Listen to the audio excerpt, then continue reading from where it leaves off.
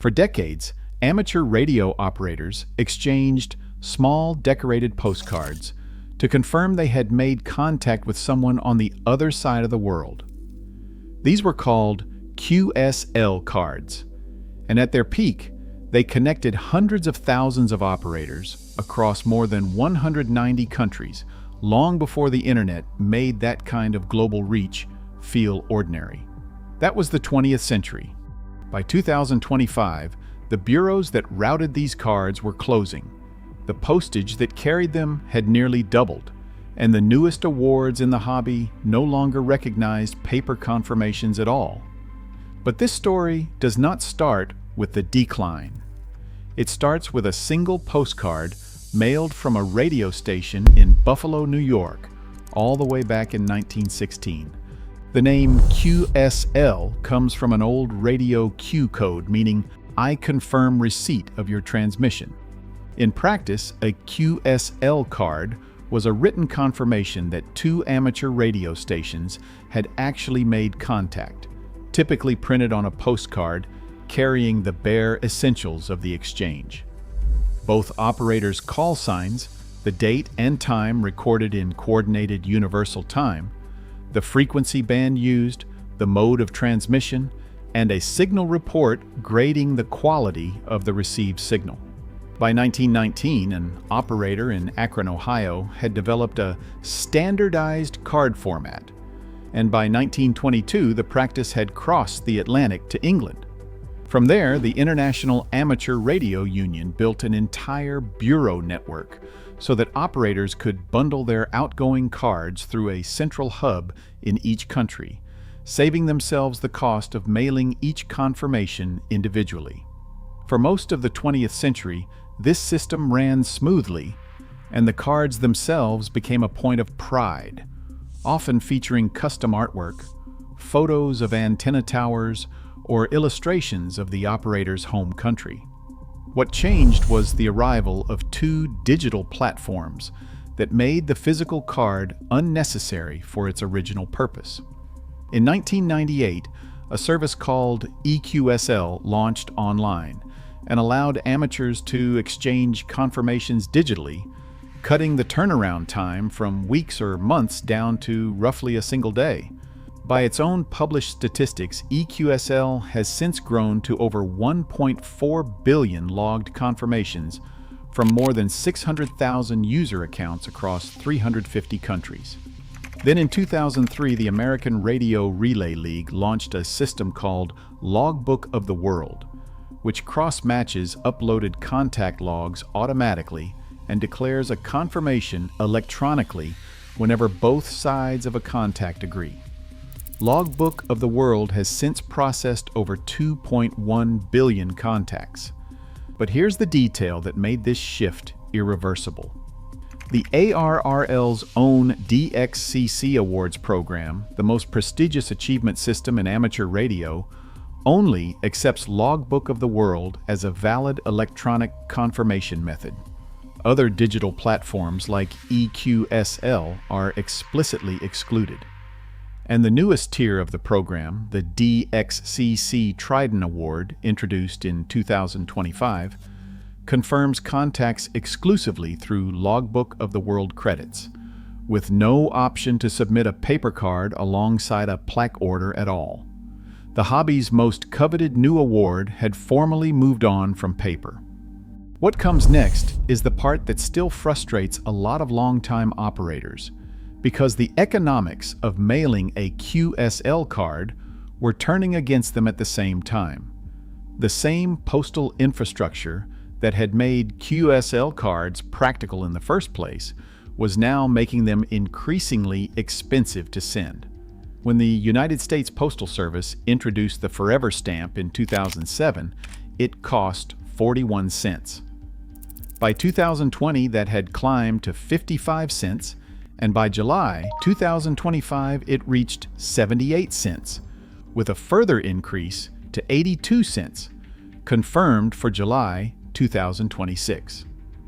For international mail, the situation was steeper still, with a global Forever stamp for a 1-ounce letter now running $1.70. For an amateur who regularly exchanged cards with contacts overseas, that math added up fast. That's the kind of cost creep that quietly hollows out a tradition without anyone noticing until the mailbox stays empty. This cost pressure alone might have been survivable, but what was happening to the bureau system at the same time made things considerably worse. The institutional infrastructure behind QSL cards was contracting from multiple directions at once.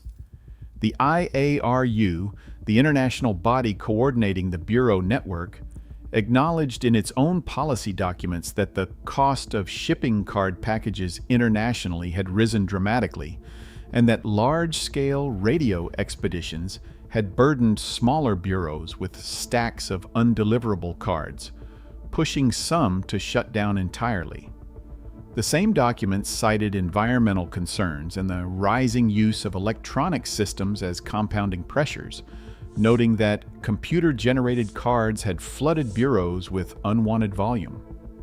The closures were already playing out concretely. Singapore's QSL bureau shut down in February 2025, and Bermuda's closed at the end of the 2024. In the United States, the ARRL changed how it funded its incoming bureaus, starting in January 2025, requiring each regional bureau to cover its own operating costs directly from users rather than relying on central subsidies. In the United Kingdom, the Radio Society of Great Britain outsourced its bureau's card sorting to Germany's National Society, which runs semi-automated processing to manage the workload. Some bureaus still operate at meaningful scale, with one U.S. regional bureau describing as many as 100,000 overseas cards arriving per year, but the overall trajectory was unmistakable. And the timing of what happened next made the situation even more complicated.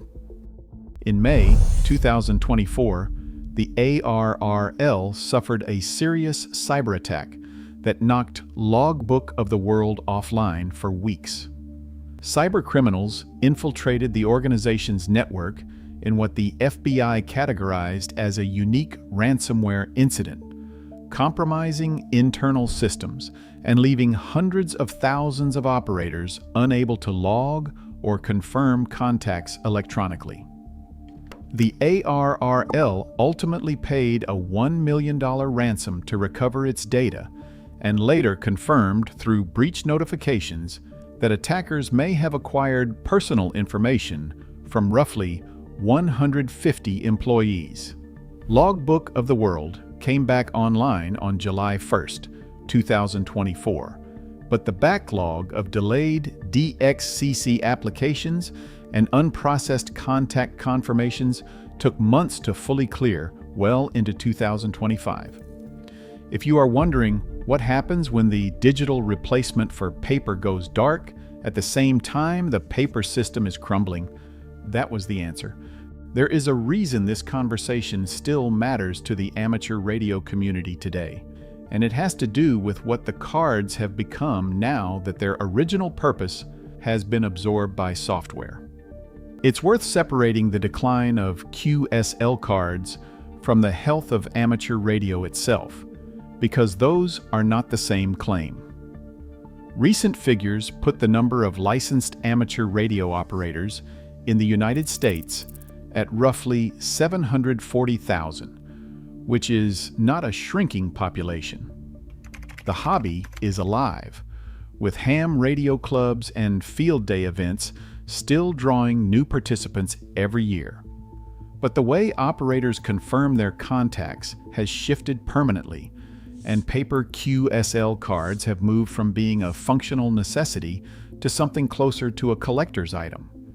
A secondary market has grown on platforms like eBay, where collectors specifically seek out pre-1950s cards for their graphic design, their vintage printing techniques, and the glimpse they offer into early radio culture, with early 1920s postcards identifiable by their short 2 to 4 character call signs, drawing the highest interest and prices.